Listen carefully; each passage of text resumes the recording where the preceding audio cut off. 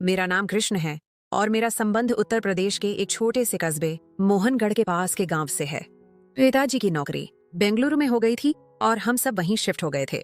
यह उन दिनों की बात है जब मैंने 12वीं की परीक्षा देकर छुट्टी पाई थी और मेरा ज्यादातर समय दोस्तों के साथ घूमने और इंटरनेट पर बीता था। कोई खास काम नहीं था। एक दिन मैंने मोहनगढ़ में अपने पैतृक घर जाने का कार्यक्रम बनाया, जहां अब मेरी दादी माँ और 2 चाचा जी और उनकी परिवार रहती हैं। बड़े चाचा जी, जो सरकारी कर्मचारी थे, अब इस दुनिया में नहीं हैं। उनके 2 बच्चे हैं। बेटा 16 साल का है और बेटी 14 साल की है। छोटे चाचा जी की अभी शादी नहीं हुई, वह भी सरकारी कर्मचारी हैं। मैं वहां शाम को पहुंचा तो बहुत गर्मी थी। जेठ का महीना चल रहा था, जिसमें सूरज आग बरसा रहा होता है। मुझे देखकर सब बहुत खुश हुए। हम सब ने मिलकर रात का खाना खाया और सोने की तैयारी करने लगे। गांव और देहातों का माहौल ऐसा ही होता है कि लोग खुली छत पर चारपाइयां बिछाकर सोते हैं। छोटे चाचा जी और बड़े चाचा जी का बेटा, मेरा चचेरा भाई, नीचे अपने कमरे में ही सोते थे। वैसे भी मेरे चचेरे भाई को रात देर तक टीवी देखने का शौक था। चाची जी ने मेरी चारपाई भी छत पर लगा दी थी। मैं सफर की वजह से बहुत थका हुआ था और चारपाई पर लेटते ही कुछ ही देर में मेरी आंख लग गई। रात को जब सब सो रहे थे, अचानक मुझे गर्मी और प्यास की शिद्दत महसूस हुई और मेरी आंख खुल गई। साथ वाली चारपाई पर चाची जी सोई हुई थीं। जब मैंने देखा तो उनकी चारपाई खाली थी। मैंने सोचा शायद वह शौचालय गई होंगी या प्यास लगने की वजह से पानी पीने गई होंगी। मैं चारपाई से उठा और छत पर बने एक छोटे से कमरे की तरफ चल पड़ा, जहाँ पानी का ठंडा मटका रखा हुआ था। जब मैं कमरे के दरवाजे पर पहुंचा तो दरवाजा बंद था, लेकिन दरवाजे के नीचे से हल्की सी रोशनी छनकर बाहर आ रही थी। मुझे पहले तो हैरानी हुई, अगर चाची जी पानी पीने आई हैं तो दरवाजा बंद करके क्यों पानी पी रही हैं? और अगर वह अंदर नहीं है तो फिर ये रोशनी किस चीज की है? मैंने दरवाजे को हल्का सा धकेल कर खोलने की कोशिश की तो वह अंदर से कुंडी लगी हुई थी। मैं अभी इसी सोच में था कि मुझे अंदर से किसी के दरवाजे की तरफ चलकर आने की आवाज आई। मैंने जल्दी से यहाँ वहाँ देखा। मुझे कमरे के साथ बाहर वाली साइड पर एक तुलसी का चबूतरा नजर आया। उसकी पिछली साइड पर कोई 2 से 3 फीट जगह खाली थी। मैं जल्दी से वहां जाकर छिप गया। कुछ ही मिनटों के बाद हल्का सा दरवाजा खुलने की आवाज आई और कोई बाहर निकला। उसने इधर उधर देखा और सीधा तुलसी के चबूतरे के साथ बनी क्यारी की तरफ आने लगा। मैंने गौर से देखा तो मुझे चाची जी दिखाई दी, जो कि क्यारी की तरफ आ रही थी। मैं तुलसी के चबूतरे के साथ बने एक छोटे से मंडप, जो कि 4 से 5 फीट ऊंचा था, के नीचे पैरों के बल बैठा यह नजारा देख रहा था, लेकिन मुझे वहां कोई देख नहीं सकता था। चांद की हल्की रोशनी में मुझे सब साफ नजर आ रहा था। जब चाची जी क्यारी के करीब पहुंची तो मैंने देखा कि चाची जी ने वहां से कोई चीज उठाई और दोबारा उसी कमरे की तरफ वापस चली गईं। उनके जाने के कोई 2 मिनट के बाद मैं चुपके से वहां से निकला और कमरे की तरफ गया। इस बार दरवाजा हल्का सा खुला हुआ था, लेकिन हल्की सी रोशनी आ रही थी। मैंने आहिस्ता से थोड़ा सा दरवाजे को धकेला और सिर्फ आधा ही अंदर करके झांका तो थोड़ा अंधेरा होने के बावजूद जो नजारा देखा वह मेरे होश उड़ाने के लिए काफी था। अंदर चाची जी बाईं ओर एक कोने में एक चारपाई पर बैठी हुई थीं और खुद से खेल रही थीं। यह नजारा देखकर मैं होश खो बैठा और जब लगभग 10 सेकंड के बाद मैं कल्पनाओं की दुनिया से वापस आया और जब आंखें खोली तो मेरे पैरों तले जमीन खिसक गई। जब मैंने आंखें खोली तो देखा चाची जी का रंग उड़ा हुआ था और उनकी नजरें मेरे चेहरे पर थीं। मैं अभी डर और शर्मिंदगी की सोच में था कि चाची जी की आवाज मेरे कानों तक पहुंची। कृष्ण, तुम यहाँ क्या कर रहे हो? मैं बिना चाची जी की तरफ देखे तेजी से चलता हुआ सीढ़ियां उतरकर नीचे वाले कमरे में जाकर अंदर से कुंडी लगाकर बैठ गया और डर और शर्मिंदगी से सोचने लगा कि अब आगे क्या होगा। मैं चाची जी का सामना कैसे करूंगा? अगर उन्होंने किसी को बता दिया तो? पिताजी की मार और खासकर सबसे छोटे चाचा जी के बारे में सोचकर ही मैं डर रहा था। मेरे छोटे चाचा जी सख्त मिजाज के मालिक थे और मैंने बचपन में उनसे बहुत बार मार खाई थी। मैं वहां आधे घंटे तक बैठा रहा और सोचता रहा और फिर हिम्मत करके उठा, मुंह हाथ धोया और दबे पांव चलता हुआ छत पर आ गया। पहले चाची जी की चारपाई देखी तो वह दूसरी तरफ मुंह करके लेटी हुई थीं। मैं चुपके से आकर बिना कोई आवाज किए अपनी चारपाई पर आकर लेट गया और सुबह का इंतजार करते करते न जाने कब आंख लग गई और मैं सो गया। सुबह कोई 9 बजे का वक्त था जब मेरी चचेरी बहन ने मुझे आकर जगाया कि कृष्ण भैया उठो, दादी माँ और माँ नीचे नाश्ते के लिए बुला रही हैं। मैं अचकचाता हुआ उठा और सीधा शौचालय में घुस गया। नहा धोकर नाश्ते के लिए सबके साथ बैठ गया। दादी माँ और बच्चे भी नाश्ता कर रहे थे। छोटे चाचा जी अखबार पढ़ रहे थे और साथ साथ नाश्ता भी कर रहे थे और चाची जी रसोई से चीजें लाकर नाश्ता लगा रही थीं। मैं चोरी चोरी चाची जी की तरफ ही देख रहा था। जब नाश्ता लग गया तो चाची जी भी आकर नाश्ता करने लगी। जब मेरी और चाची जी की नजरें मिली तो हम दोनों ने फौरन नजरें चुरा लीं। हम दोनों एक दूसरे से नजरें नहीं मिला पा रहे थे। मैं बार बार चाची जी की तरफ देख रहा था। अचानक चाची जी ने मुझे गुस्से भरी नजरों से देखा तो मैं डर गया और मुंह नीचे करके नाश्ता करने लगा। एक अजीब सा डर दिल में था कि चाची जी ने नाश्ते के बाद अगर चाचा जी को बता दिया तो मेरी खैर नहीं है। आज इसी सोच में निवाला गले से मुश्किल से उतर रहा था। मैं इन्हीं सोचों में गुम था कि छोटे चाचा जी बोले, बच्चों बस्ते उठा लो, स्कूल जाने का समय हो गया है। और मुझे कहा, कृष्ण बेटा शाम को ड्यूटी के बाद तुमसे बातें करेंगे।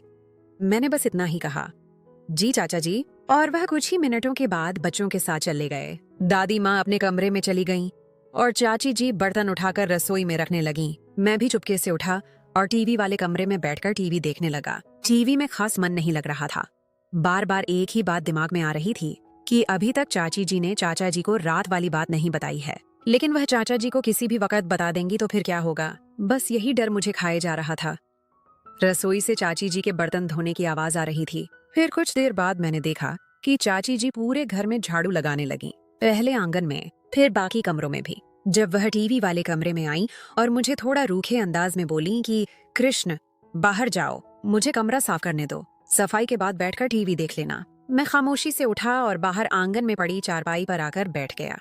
फिर कुछ देर बाद मैंने देखा चाची जी टीवी वाले कमरे से सफाई करके अपने कमरे में चली गईं और मैं फिर टीवी वाले कमरे में आकर बैठ गया और टीवी लगा लिया, लेकिन दिमाग कहीं और था। थोड़ी देर बाद मैंने कमरे की खिड़की से देखा कि चाची जी अपने कमरे से निकलकर दूसरे कमरे की तरफ जा रही हैं और कमरे में दाखिल होकर अंदर से दरवाजा बंद होने की आवाज आई। मेरे दिल में फिर शैतान ने दस्तक दी और मैं रात वाले वाकये के बारे में सोचने लगा। अचानक मैं वहां से उठा और उस कमरे की तरफ चलने लगा और कमरे के दरवाजे के पास पहुंचकर मैं दरवाजे के अंदर देखने की कोशिश करने लगा, लेकिन दरवाजा लोहे का बना हुआ था और उसमें कोई खास ऐसी जगह नहीं थी जिससे अंदर देखा जा सकता था। मैं अंदर देखने के लिए जगह तलाश कर रहा था। यकायक मुझे जहां दरवाजे का ताला था उसके बिल्कुल नीचे एक छोटा सा सुराख नजर आया। मैंने फौरन वहां आंख लगाई और अंदर का नजारा देखकर खुश हो गया कि चाची जी फिर से वही कर रही थीं। मैं इस नजारे में मग्न था कि चाची जी नीचे बैठ गईं और उनका मुंह तो पहले ही दरवाजे की तरफ था और मुझे ऐसा लगा कि उन्होंने मुझे सुराख से देखते हुए देख लिया है। वह इस वक्त बिल्कुल सुराख की तरफ देख रही थी। मेरी तो उस वक्त हालत खराब हो गई और मैं वहां से भागता हुआ दादी माँ के साथ वाले कमरे में जाकर दरवाजा बंद करके बैठ गया और डर से पागल हो गया और सोचने लगा कि ये मैंने फिर क्या गलती कर दी है। अब तो मेरी खैर नहीं है और चाची जी आज जरूर चाचा जी को बताकर रहेंगी और आज मेरी शामत आएगी। मैं इसी कशमकश में बैठा हुआ सोच रहा था कि आगे क्या होगा मेरे साथ। थोड़ी ही देर बाद मुझे उस कमरे का दरवाजा खुलने की आवाज आई और फिर किसी के कदमों की आवाज आहिस्ता आहिस्ता मेरे कानों में गूंजने लगी और वह आवाज जिस कमरे में मैं बैठा हुआ था उसके नजदीक आती हुई महसूस हो रही थी और मेरे दिल की धड़कन तेज हो रही थी। जैसे ही वह आवाज कमरे के पास पहुंची तो मैं डर से कांपने लगा, लेकिन फिर मुझे साथ वाले कमरे के दरवाजे के बंद होने की आवाज आई और थोड़ी सी खामोशी हो गई। साथ वाला कमरा चाची जी का अपना बेडरूम था। मैंने हिम्मत की और आहिस्ता से चलते हुए कमरे के दरवाजे का ताला खोला जिसमें मैं बैठा हुआ था और थोड़ा सा खोलकर बाहर देखा तो साथ वाला कमरा बंद था। मैं थोड़ा सा सुकून में आया और वापस दरवाजा बंद करके अंदर कमरे में आकर बैठ गया था और दरवाजा बंद नहीं किया और चारपाई पर बैठकर सोचने लगा कि अगर चाची जी मुझसे खुद बात करती हैं तो आगे से क्या जवाब दूंगा और अगर वह शाम को चाचा जी को बता देंगी तो कैसे बच सकूंगा। मैं इन्हीं सोचों में गुमसुम बैठा था और कोई आधे घंटे के बाद यकायक मुझे मेरे कमरे का दरवाजा खुलने की आवाज आई और मैंने मुंह उठाकर देखा तो सामने दरवाजे पर चाची जी थीं और उनको देखकर मेरा रंग पीला पड़ गया। वह कमरे में दाखिल हुई और दरवाजा बंद कर दिया और चलती हुई मैं जिस चारपाई पर बैठा था उसके सामने वाली चारपाई पर आकर बैठ गईं और थोड़ी देर के लिए खामोश हो गईं। मैं डर से उनसे आंखें नहीं मिला सकता था, इसीलिए मैं मुंह नीचे करके बैठा हुआ था। कोई 1 मिनट की खामोशी के बाद चाची जी की आवाज मेरे कानों में गूंजी। उन्होंने कहा, कृष्ण तुम आखिर ऐसा क्यों कर रहे हो? शर्म नहीं आती? तुम रात को भी बिना इजाजत मेरे कमरे में आ गए और आज दूसरे कमरे में भी यही हरकत की है। मैं तुम्हारी चाची हूँ और तुम मुझ पर गंदी नजर रखते हो। मैं बस उनकी बातें सुन रहा था, लेकिन आगे से जवाब देने की हिम्मत मुझ में नहीं थी। उन्होंने फिर सख्त लहजे में कहा, जवाब दो, आगे से बोलते क्यों नहीं? मैं अब उनको क्या जवाब देता, गलती मेरी अपनी थी। फिर चाची जी बोली, आज मैं तुम्हारे चाचा जी को शाम को बताऊंगी कि तुम अच्छे लड़के नहीं हो, ताकि वह तुम्हारे दिमाग से यह ख्याल निकाल सकें। उनकी बात सुनकर मैं डर गया और मैं फौरन उठा और चाची जी के पैरों में गिर गया और उनसे माफी मांगने लगा और उनसे माफी की भीख मांगने लगा और दोबारा से ऐसी हरकत न करने की तौबा करने लगा और बार बार उनसे कहने लगा, चाची जी मुझे माफ कर दें, चाचा जी को न बताएं, मैं दोबारा कभी भी नहीं करूंगा। थोड़ी देर बाद चाची जी को मुझ पर रहम आ गया। उन्होंने कहा कि मैं आज तुम्हें माफ कर रही हूँ और चाचा जी से भी बात नहीं करूंगी, लेकिन आइंदा ऐसी हरकत हुई तो याद रखना, मुझसे बुरा कोई नहीं होगा। मेरी जान में जान आई और मैंने कहा, चाची जी, मैं वादा करता हूँ आइंदा ऐसा कभी नहीं होगा। और फिर वह उठकर बाहर चली गई। मैं चारपाई पर लेट गया और सोचने लगा, चल कृष्ण बेटा, आज तो बचत हो गई, आगे से बहुत सचेत रहना होगा। फिर इसी तरह ही कुछ दिन गुजर गए और मैं भी सामान्य हो गया और चाची जी से भी हल्की फुल्की बातचीत होती रही और चाचा जी और बाकी सब घर वालों से भी उठना बैठना चलता रहा।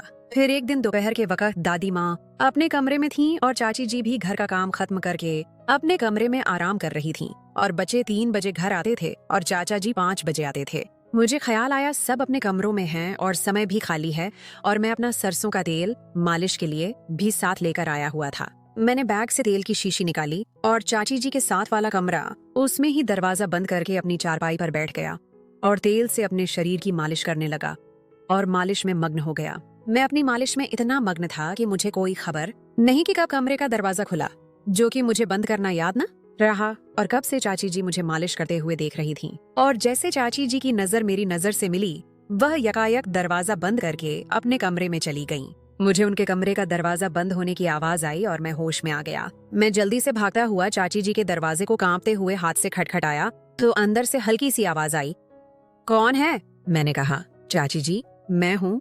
वह थोड़ा ऊंची आवाज में बोली, अभी तुम जाओ, मुझे तुमसे अभी कोई बात नहीं करनी। मैंने दोबारा उदास लहजे में कहा, चाची जी, बस एक बार मेरी बात सुन लें। थोड़ी सी खामोशी के बाद आवाज आई, आ जाओ। मैंने डरते हुए दरवाजा खोला और नजरें झुकाए हुए अंदर दाखिल हुआ तो चाची जी ने कहा, दरवाजा बंद कर दो। मैंने दरवाजा बंद कर दिया तो उन्होंने कहा, यहाँ आओ, बिस्तर पर बैठो। मैं डरते डरते बिस्तर के दूसरे किनारे पर जाकर खड़ा हो गया। वह फिर बोली, बैठ जाओ। मैं चुप करके बैठ गया और खामोश हो गया। उन्होंने कहा, बोलो क्या कहना है। मैंने मासूम सी शक्ल बनाकर और आहिस्ता से आवाज में कहा, चाची जी, मुझे माफ कर दें, मुझसे गलती हो गई है। तो वह आगे से बोली, कृष्ण, मुझे समझ नहीं आती कि तुम्हारे साथ समस्या क्या है। तुम जब से आए हो अजीब सी हरकतें कर रहे हो। बेटा, ये सब ठीक नहीं है। अगर तुम्हारे चाचा जी को पता चल गया तो तुम्हारी शामत आ जाएगी। मैं खामोशी से बैठा उनकी बातें सुन रहा था। दोबारा उन्होंने कहा, कृष्ण, तुम यह सब क्यों करते हो? कुछ तो अपना ख्याल करो। जो तुम हरकत अभी कर रहे थे यह तुम्हारे लिए ठीक नहीं है। तुम क्यों नहीं समझते हो? मैंने बहुत हल्की सी आवाज में कहा, मैं क्या करूं? चाची जी ने फौरन कहा, क्या कहा तुमने? मैं और डर गया। चाची जी बोली, बेटा, ये सब कुछ ठीक नहीं है, तुम समझते क्यों नहीं? उन्होंने कहा, ये सब छोड़ दो। मैंने कहा, चाची जी, मैं कोशिश करूंगा दोबारा न करूं, लेकिन अब किसी को न बताएं। उन्होंने कहा, ठीक है, तुम दोबारा नहीं करोगे तो मैं किसी से भी बात नहीं करूंगी। मैंने कहा, शुक्रिया। तो मैं उठकर बाहर चला गया और जाकर टीवी वाले कमरे में बैठकर टीवी देखने लगा। उस दिन फिर कुछ खास बात न हुई। चाचा जी के साथ रात में पढ़ाई के संबंधित बातें होती रहीं और मैं रात को सोने तक चाची जी से बचता रहा और दिन गुजर गया। अगले दिन मैं सुबह उठा और नाश्ता किया। सब अपने अपने कामों में लग गए। मैं टीवी वाले कमरे में जाकर टीवी लगाकर बैठ गया। मैं टीवी देख रहा था कि कोई 10:30 बजे चाची जी अपना काम खत्म करके टीवी वाले कमरे में आई। उन्होंने कहा, कृष्ण बेटा, ये पैसे लो और बाजार से जाकर दिन को पकाने के लिए सब्जी ले आओ। और मुझे पैसे देकर जाने लगी तो दरवाजे के पास पहुंचकर दोबारा बोली कि घर की चाबी रसोई के दरवाजे के साथ कील पर लटकी हुई है, जाते हुए ले जाना। हो सकता है जब तुम वापस आओ मैं नहा रही हूँ तो तुम दरवाजा खुद ही बाहर से खोलकर अंदर आ जाना।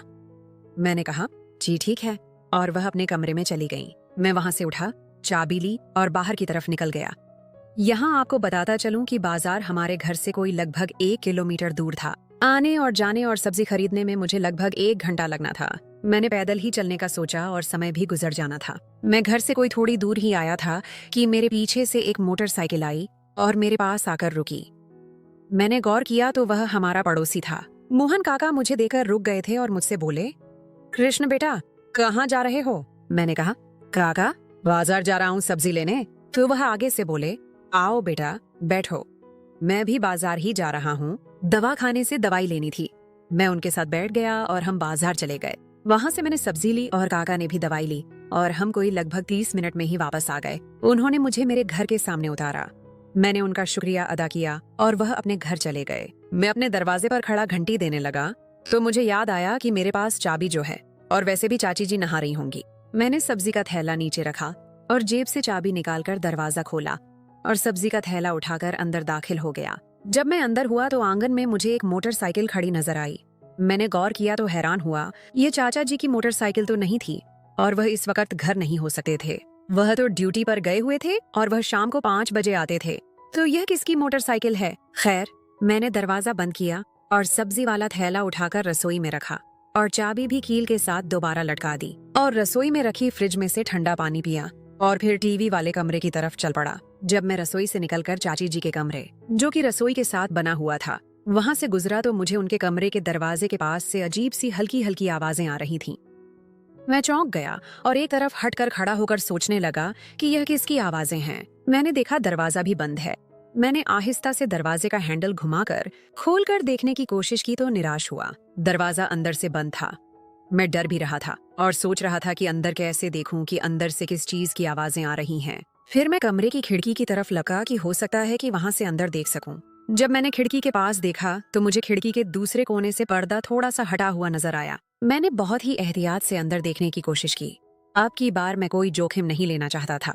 जैसे ही मैंने उस जगह से अंदर देखा तो अंदर का नजारा देखकर मैं अपने होश खो बैठा, क्योंकि अंदर का नजारा मेरे लिए दिल दहला देने के लिए काफी था। अंदर मैंने देखा, सामने सोफे पर चाची जी का मामा का बेटा शर्मा जी, जो मोहनगढ़ में सरकारी स्कूल का अध्यापक था, वह सोफे पर बैठा हुआ था और चाची जी उनके साथ बैठी हुई थीं और एक दूसरे से प्यार कर रहे थे। और अचानक चाची जी की नजर सीधी खिड़की पर पड़ी और उनके चेहरे की हवाइयां उड़ गईं और मैं वहां से भागता हुआ दरवाजा खोलकर घर से बाहर चला गया। उस दिन घर से बाहर भाग जाने के बाद मैं शाम तक बाहर ही घूमता रहा और दिन को हुए वाकये के संबंधित सोचता रहा और मैंने अपने दिमाग में एक योजना तैयार कर ली थी। फिर शाम को घर आ गया और घर के दरवाजे पर आकर घंटी बजाई और थोड़ी देर बाद मेरे चचेरे भाई ने दरवाजा खोला। मैं घर में दाखिल हुआ और सीधा शौचालय में घुस गया और ताजा दम होकर चुपके से टीवी वाले कमरे में आकर टीवी लगाकर बैठ गया। मुझे अब चाची जी का डर नहीं था। मैं उनका सारा खेल देख चुका था और पता था अब चाची जी भी मेरी कोई बात किसी से नहीं करने वाली, इसलिए मैं इस लिहाज से पूरा संतुष्ट था। थोड़ी देर के बाद मेरी चचेरी बहन ने आकर मुझे बुलाया कि आकर खाना खा लो, सब इंतजार कर रहे हैं। मैंने टीवी बंद किया और खाने वाले कमरे में चला गया। वहां पर सब लोग बैठे हुए थे। चाची जी भी बैठी हुई थी, लेकिन उनकी नजरें नीचे ही थीं। मैं खाने के दौरान बार बार चाची जी को देखता रहा, लेकिन चाची जी मुझसे नजरें नहीं मिला रही थीं। फिर जैसे ही खाना खत्म हुआ और चाची जी बर्तन उठाकर रसोई में रखने लगी और चाचा जी ने टीवी वाले कमरे में जाकर टीवी पर खबरें लगा लीं और बच्चे पढ़ाई करने लगे। दादी माँ अपने कमरे में पूजा करने चली गईं। मैं भी वहाँ से उठा और टीवी वाले कमरे में जाकर चाचा जी के साथ टीवी देखने लगा। कुछ देर वहाँ चाचा जी से गपशप हुई, फिर वह उठकर चले गए और मैं वहाँ टीवी देखने लगा। थोड़ी देर बाद मैंने खिड़की से देखा चाची जी ऊपर छत की तरफ जा रही हैं। मैं वहाँ टीवी देखने में मग्न रहा। कुछ देर बाद चाची जी नीचे आ गईं और दोबारा अपने कमरे में चली गईं, जहाँ उनके बच्चे पढ़ाई कर रहे थे। मैं भी थोड़ी देर टीवी देखता रहा और मुझे नींद आने लगी और मैं टीवी बंद करके छत पर चला गया। वहाँ चाची जी ने चारपाइयां लगा दी थीं। मैं वहाँ अपनी चारपाई पर लेट गया और पता नहीं कब आंख लग गई और मैं नींद की आगोश में चला गया। आंख तब खुली जब मेरा चचेरा भाई मुझे सुबह नाश्ते के लिए उठा रहा था। मैं उठा और नीचे शौचालय में जाकर घुस गया और नहा धोकर बाहर निकला और सीधा आकर नाश्ते पर बैठ गया। सब सामान्य रूप से नाश्ता कर रहे थे। चाची जी की तरफ देखा तो वह मुझे ही देख रही थीं। मेरी नजर मिलते ही उन्होंने फौरन नजरें नीचे कर लीं और नाश्ता करने लगी। मैं दिल में बहुत खुश हुआ कि कृष्ण बेटा, अब तो तेरा काम होकर रहेगा। चाचा जी ने नाश्ता खत्म किया और बच्चों से बोले, चलो बच्चों, तैयार हो जाओ स्कूल के लिए। और चाचा जी अपने कमरे में चले गए और दादी माँ भी अपने कमरे में चली गईं और चाची जी बर्तन उठाने लगीं। मैं भी जल्दी से नाश्ता खत्म किया और टीवी वाले कमरे में टीवी लगाकर बैठ गया। मैं अब सोच रहा था कि चाची जी रसोई का काम खत्म करके घर की सफाई करेंगी और वह टीवी वाले कमरे में भी आएंगी। मैं इस कशमकश में था कि चाची जी से बात कैसे शुरू की जाए और साथ ही चाची जी के आने का इंतजार कर रहा था। थोड़ी देर बाद मैंने खिड़की से देखा कि चाची जी रसोई से निकली और आंगन में सफाई करने लगी और उन्होंने बाकी सब कमरों की सफाई भी कर ली। आखिर में वह टीवी वाले कमरे की सफाई कर दी थी। मैंने देखा चाची जी ने जब बाकी कमरों की सफाई खत्म कर ली तो वह सीधी फिर अपने कमरे में चली गईं। मैं हैरान हुआ, चाची जी ने टीवी वाले कमरे की सफाई क्यों नहीं की? फिर मुझे ख्याल आया, चाची जी जरूर कल वाली बात की वजह से मुझसे सामना नहीं करना चाहती होंगी और उनके दिल में एक डर भी होगा कि कृष्ण ने अगर कल वाली बात का पूछ लिया तो क्या जवाब दूंगी। और मुझे अपनी जगह चाची जी की कल वाली हरकत देखने के बावजूद हिम्मत नहीं हो रही थी कि बात कैसे शुरू करूं। फिर मैं वहां पर ही बैठकर टीवी देखता रहा और दिन के 11 बज गए। मैं टीवी वाले कमरे में बैठकर अपना पूरा प्लान बना चुका था। मैंने हिम्मत की और चाची जी के कमरे की तरफ चल पड़ा और उनके दरवाजे पर जाकर खटखटाया, लेकिन अंदर से कोई आवाज नहीं आई। मैं 2 मिनट तक इंतजार करता रहा, लेकिन कोई अंदर से आवाज नहीं आई। फिर मैंने दरवाजे को हल्का सा धकेला तो दरवाजा खुल गया। मैंने आराम से दरवाजा खोलकर अंदर दाखिल हुआ तो सामने देखा चाची जी अपने बिस्तर पर बैठी हुई थी और मुझे देखते ही उनका रंग पीला पड़ गया और बहुत आहिस्ता और कांपती आवाज मेरे कानों में आई, क्या काम है? मैं आराम से चलते हुए बिस्तर के दूसरे कोने पर बैठ गया और आहिस्ता से कहा कि मुझे आपसे बात करनी थी। चाची जी बिस्तर पर ही बैठे बैठे आगे को बढ़ी और मेरे बिल्कुल नजदीक आकर मेरे घुटने को हाथ लगाकर रोने लगीं और कहने लगीं, कृष्ण मुझे माफ कर दो, मुझसे गलती हो गई।